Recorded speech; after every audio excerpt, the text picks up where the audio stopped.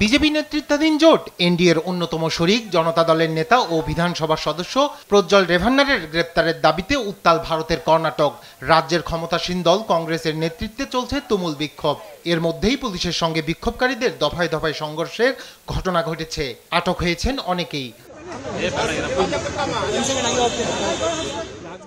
গেল কিছুদিন ধরেই রাজ্যের হাসন আসনের সংসদ সদস্য ও জনতা দলের নেতা প্রজ্জ্বল রেভান্নারের বিরুদ্ধে যৌন কেলেঙ্কারির অভিযোগে উত্তপ্ত কর্ণাটকের রাজনীতি।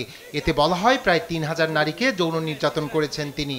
নির্যাতনের ভিডিও তৈরি করে সেসব নারীকে তিনি ব্ল্যাকমেইল করতেন বলেও অভিযোগ করা হয়। চলমান লোকসভা নির্বাচনের মধ্যেই সেসব নির্যাতনের ভিডিও ছড়িয়ে পড়েছে গোটা রাজ্যে।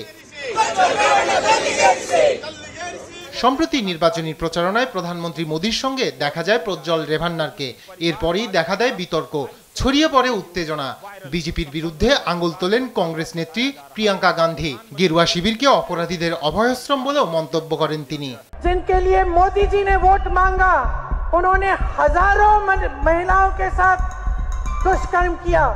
এদিকে অভিযোগের পাল্টা জবাব দিয়েছে বিজেপিও। কংগ্রেসের নেতৃত্বাধীন কর্ণাটক সরকার অভিযোগের বিপরীতে কোনো ব্যবস্থা গ্রহণ করেনি বলেও অভিযোগ করেছেন ভারতের কেন্দ্রীয় স্বরাষ্ট্রমন্ত্রী ও বিজেপি নেতা অমিত শাহ। এ ঘটনায় রাজ্য সরকারের ওপর দায়ভার চাপান তিনি। এ সময় ঘটনার সুষ্ঠু তদন্তের দাবি করেন এ নেতা। जीतने के डेस्परेशन के अंदर सामान्य विवेक भी खो चुकी है।